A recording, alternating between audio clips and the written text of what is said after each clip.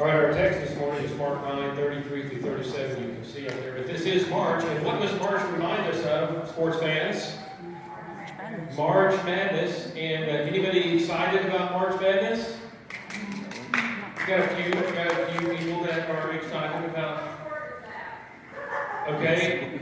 What sport is that? March Madness is? Basketball. Okay, now, so for those of you who love basketball, I'm getting ready to tell you a great basketball story. For those of you who don't care about basketball, it's still a good story, and it pertains to our message today and what we're doing as a church.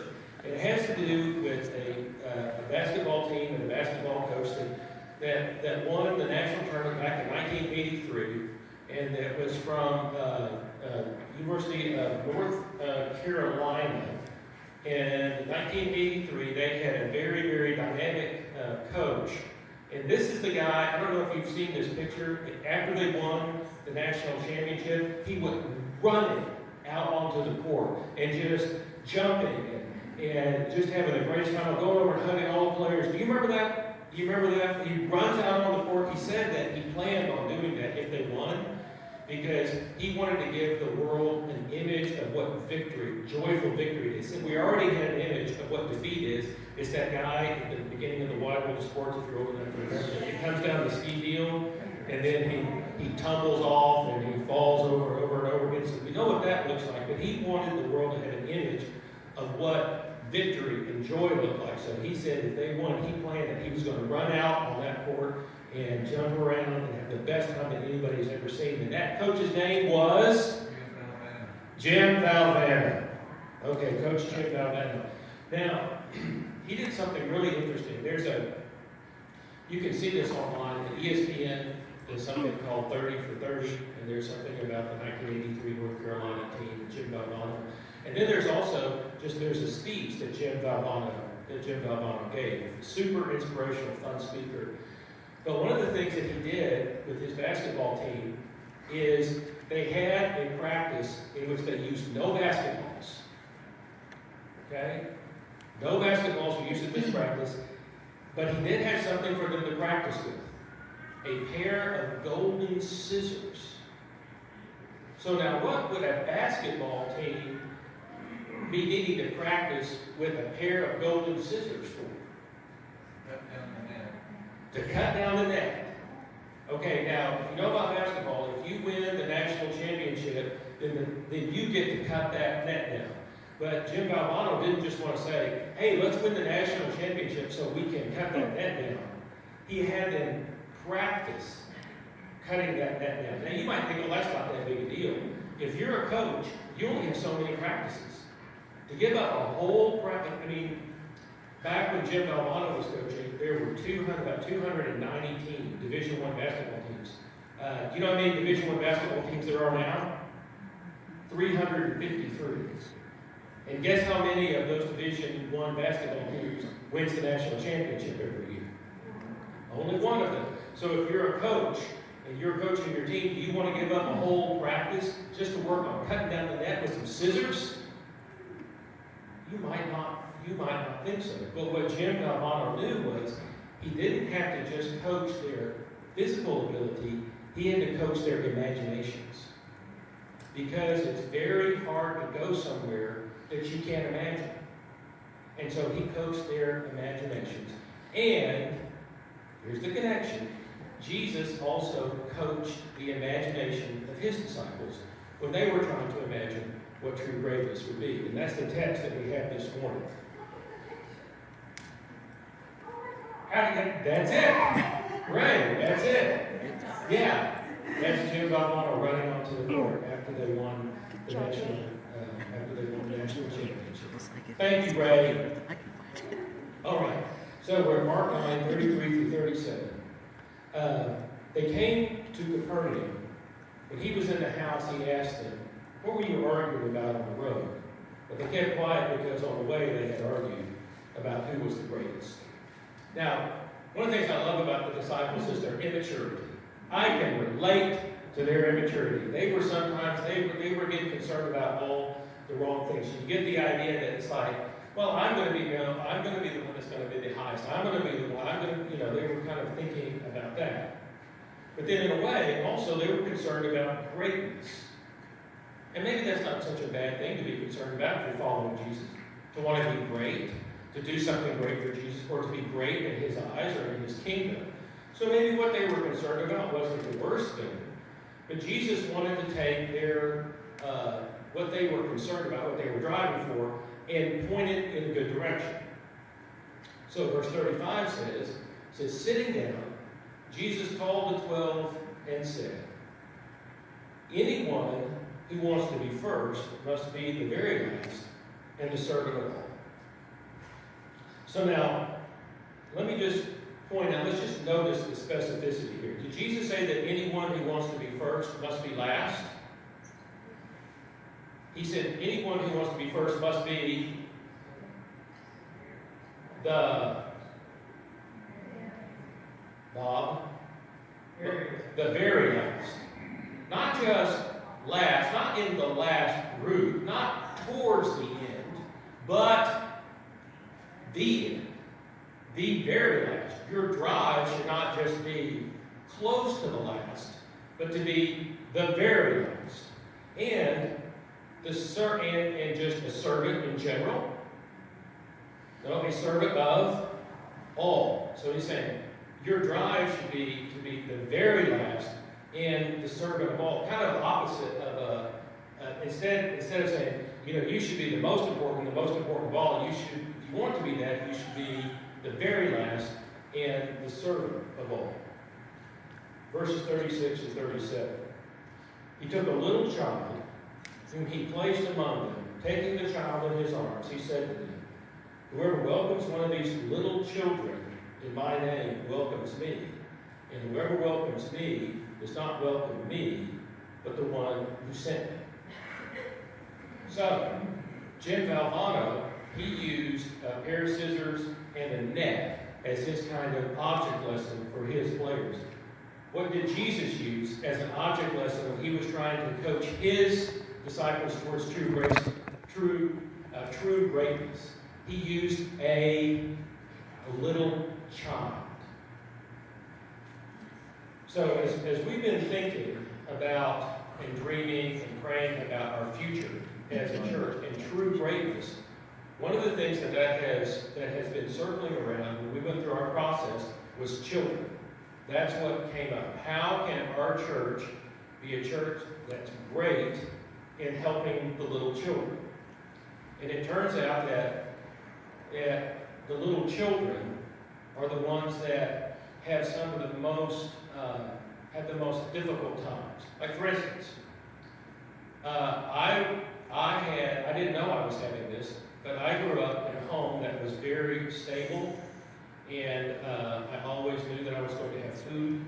I just lived a very everything was very predictable for me. I never had to worry about anything, and I kind of had this idea that I was going to go to college, and that I was going to have a home one day, that I would have a job, and that I would have a kind of a normal life. I mean, that was what was in my mind. That was what was kind of expected of me. If something had happened and that didn't happen for me, what would that have been?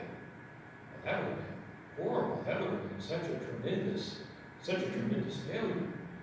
So I had in my mind this idea. But what if you're a little child and you've never known that? You've never known stability. You've never known where you're going to get your next meal. You've never known where you're going to stay the next week. You've never known anybody in your life that was ever stable. If that's never been a part of your life, then how are you supposed to even imagine that?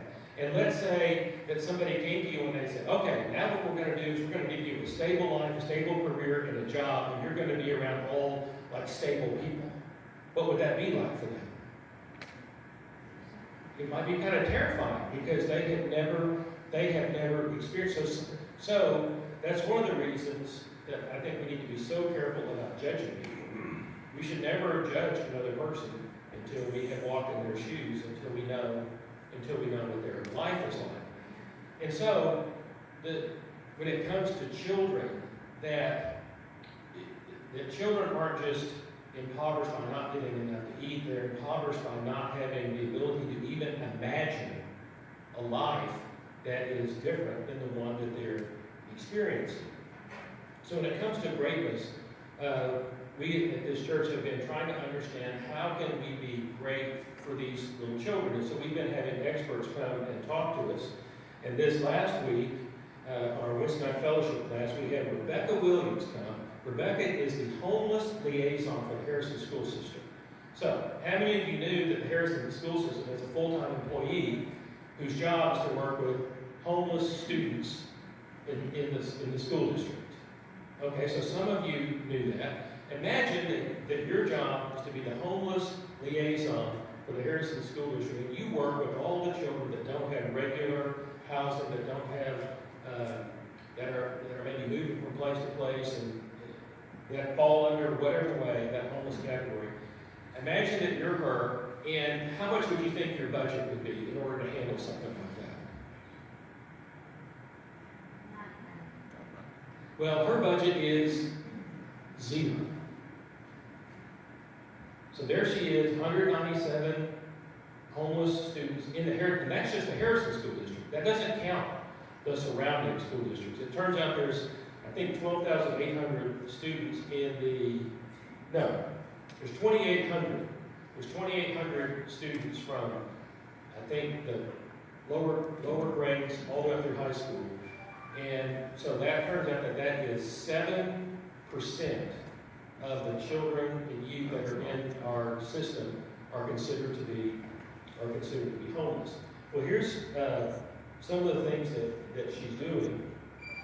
They have a backpack program where they have food. It's 6 meals and 2 snacks for the weekend. And so this is for students that don't have reliable sources of food.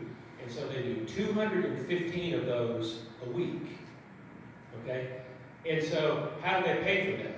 Well, it turns out that the Lutheran Church, good for them, had a fundraiser and raised $11,000 and donated that $11,000 for that backpack program, and that's how they paid for the food. So, way to go, Lutheran Church. That's an example of a church that's thought, how can we make a difference, and gotten out in the community and done something.